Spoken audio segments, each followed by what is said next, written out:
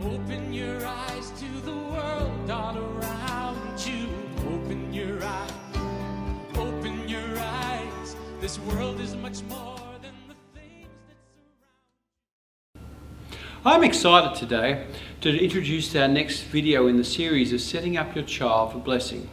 This week it's about how to ignite social justice in your child.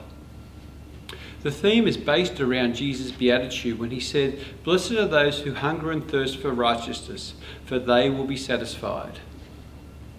Now, if you remember back to our first video that we had in the series, we talked about how all of the blessings that are ours and what blessing is actually comes out of being in relationship with God.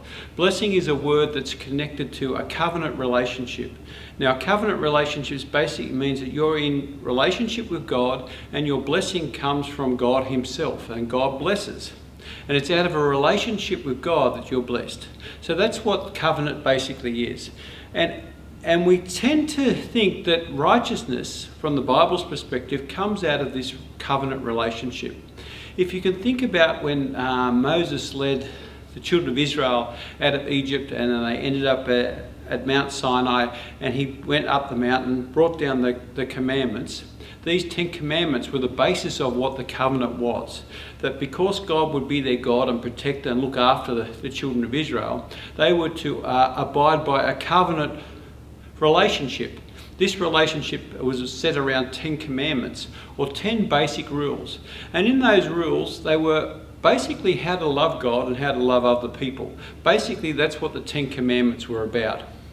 Now, if we look at the 10 commandments, the first half of the 10 commandments is about a love for God. The second part is about a love for others. And that's a big part of being in a covenant relationship, being in a relationship of blessing. And that right relationship is about following certain boundaries and being able to relate to God in certain ways and other people, because that's what God desires. And it's a very important thing for God to see. So in the Old Testament, we get this idea that there's boundaries set around the 10 commandments.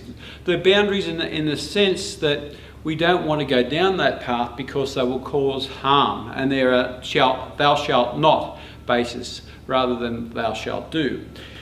Now, by the time of the prophets, a prophet by the name of Jeremiah, in Jeremiah 31, chapter 31, verses 31 to 34, he prophesied that there would be a new covenant that would come, that would be in the hearts of people. And this is the covenant that we see in Jesus. When Jesus came a number of years later, hundreds of years later, we see that Jesus opened up this new covenant.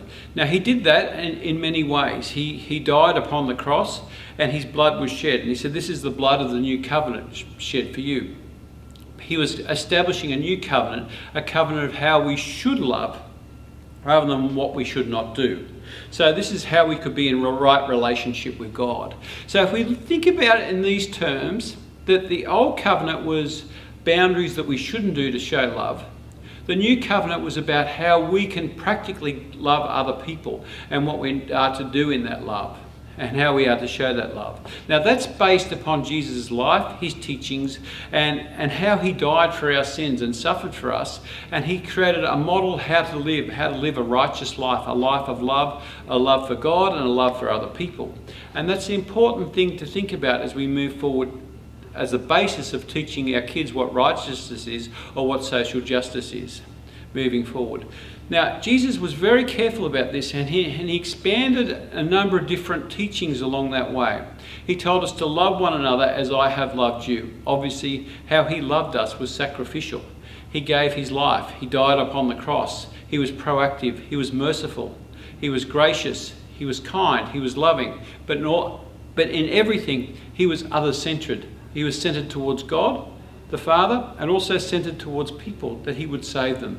So it's important to think about what this is, what Christianity is about, and what social justice is about from a Christian perspective. Now, as we go through, we need to let our kids know that they will be known as Christians by their love. And that's what Jesus taught his disciples, that they would be known by their love, not by what they did. So love in action is basically social justice. Thinking about other people and living out a life to love and care for them. Jesus says, "Truly I tell you, whatever you do to the least of these, you do unto me." And he was very careful in defining that. Very careful in showing that whatever you do to the least of these, my brethren, you do unto me. He was careful to articulate that acts of kindness was actually a covenant act towards God. It was an act of love, and it was towards God. So now that we're getting a bigger picture of where this social justice theme rolls through and what righteousness is, we get a feel that love is at the basis of it, a love of a boundary. The first one is the boundaries, that we shouldn't move down that road in terms of thou shalt nots, and also the guidance to move towards what love is. Augustine said it beautifully, and I think when he said that in these words, what does love look like? It says this: it has the hands to help others. It has the feet to hasten towards the poor and needy. It has the eyes to see misery and want. It has the ears to hear the sighs and sorrows of men. That is what love looks like. That is what love looks like, Augustine said. Now, Jesus was very clear in the Gospel of Matthew with a parable called the parable of the sheep and the goats. In chapter 25, you can read that if you're interested. Now, it talks about the ones that are faithful towards God are concerned with social justice. They're concerned with doing what's right to the poor and the needy and the broken, and particularly looking after people. So he also says that they will be like the sheep. And on the other hand, he pulls some others aside and says, those that are only interested in selfishness will be like the goats. And those that are like the sheep will come into my kingdom. So how do we pass this on to our kids? How do we communicate this beautiful message of love, a love for God and a love for other people, to our children? How do we do that? Well, firstly, children have ears and eyes, and they see everything. They listen, they absorb, they take it in. So that's the first thing we need to remember, is that we always have eyes watching us, and we always have ears listening to us. They hear our words. They might not always agree with them, but they know what we say, and they know where we are. So the first step, I've got 3 points I want to get across in this that will definitely help you to be able to communicate and guide and nurture your child towards social justice, and in the effort to ignite social justice in their hearts. So firstly, let me say this. I think the way that you see the poor and the suffering in life is really important, and that your kids will pick up on that and how they understand that. I think in the first part, if you as a parent communicate that there's some sort of judgment upon the poor and stuff, your kids will pick that up. They'll pick up your attitudes and what you think, what you think. And they'll start to absorb that into their system. So you've got to be very careful not to head down that path, to see the poor as how Jesus would see them, with love and kindness, and see them as value and significant. But ultimately, there's a number of different ways people see them. Some people see the poor as a resource, as a means, as a workforce, as a way of making money. They see that, and we see that in the third world, how the poor are exploited for factory labour sometimes. And we definitely see that in countries like India, where that happens. Obviously, we don't want that attitude to be absorbed into our kids, so we've got to be very careful about that. Also, we've got to be careful to address the idea that status is defined in relationship to the poor. Basically saying, I'm okay and I thank God that I'm not poor.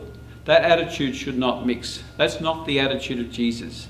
The attitude of Jesus is one that he values all people, loves all people, and desires that they'll be all part of the kingdom of God. So that's the first thing. Your attitudes rub off. Your kids absorb them, they understand them, they bring them into themselves. Now, if we're thinking about what attitude does Jesus relay that we need to pick up? I think Mother Teresa said it very well when she said this: I try to give the poor people for love what the rich could buy for money. No, I wouldn't touch a leper for £1,000, yet I'm willing to care for them for the love of God. And I think that's the distinction, that the people who love people will do things for people no matter what. And that needs to be at the basis of all social justice. It is a driving passion to love and to care. So let me say that. So that's the first step. The second point is generosity. We need to help our kids to see that being generous with our money, our time, our resources are important, that they communicate to people around that the poor are valuable. Those that suffer are valuable, and that we need to be committed to that. Now, how do we do that? Obviously, there's money, there's time involved, there's a number of different things we can get involved with, a number of different projects. But may I say, the best form of projects is to do it with your kids, to find a way of getting your kids alongside you and working with them in order to help other people. Some of those things might be toy appeals.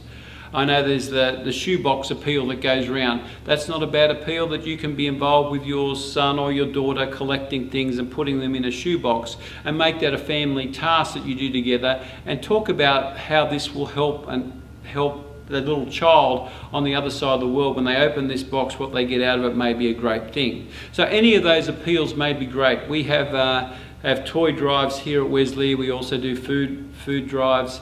All those sort of things are really helpful if you can get your kids involved in that. So that if you're going shopping, say for instance, you may actually discern to pull a number of bits of food items off the shelf, put them in a little bag that you will take in and give to Wesley, and that can be a sign that to your child that you care and you're involved in the care for those that are suffering. They're small steps, but they're important steps. Many little steps will make all the world of difference.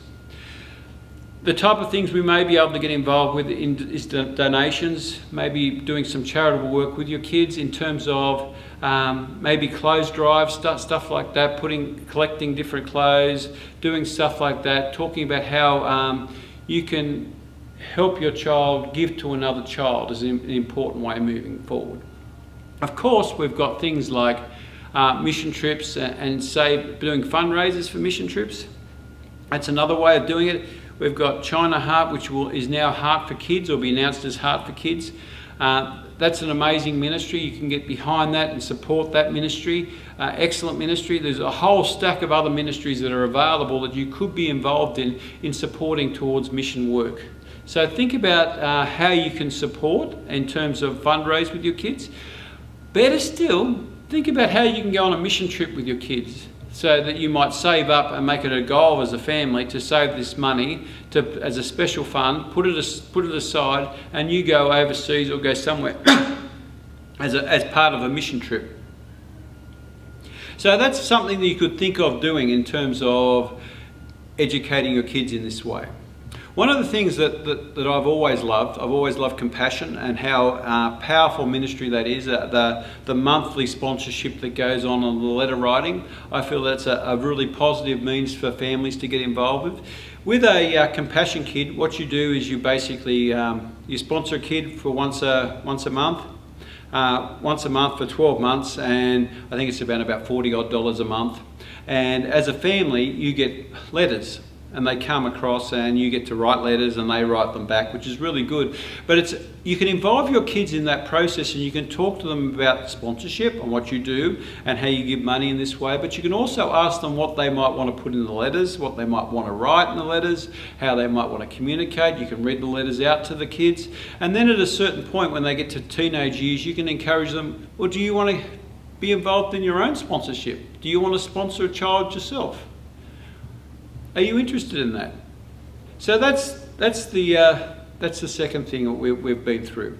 So as we move through the third thing, which I think is really important now, this brings it all back to a covenant relationship with God. In the third thing, we can bring our giving and our efforts back to God as a gift. And it's a gift to God because we know that in certain scriptures that Jesus communicated quite clearly. That he said that when one of the little ones are brought to him, he will not turn them away. And he told us that whatever we do unto one of these little ones, you do unto him. So he was talking about children there. He was also talking about poor at another time. So if we're thinking about being in a relationship with God, we've got to think quite clearly that when we help someone and when we care for someone, we care for Jesus in that process. And that's an important way for us to make sense of our faith and moving ahead. So let me summarise again. The first step is how you see the poor matters. So your kids pick that up. They absorb that into their system. The second thing is kids see what you give, money-wise, time-wise. They see what you do. Involve them in that. It's very important family practice. If you can involve them in that, that's fantastic. And the third point is bring them back to the main reason for that. The main reason is that you helping them is ministering to Jesus. What you do for the poor, you do for Jesus. What you do for the poor, you do for God. And that's a part of the biblical teaching. That's part of being in a covenant relationship. That's what part of being blessed is for. So as we move forward, let us always consider this one point. He who oppresses the poor shows contempt for their maker, but whoever is kind to the needy honours God. And I think that's an important finishing point. So thank you for watching this video this week, and I hope it's blessed you, and you can put some of these principles into practice. I'm sure they'll work. Open your eyes to the world all around you. Open your eyes. This world is much more.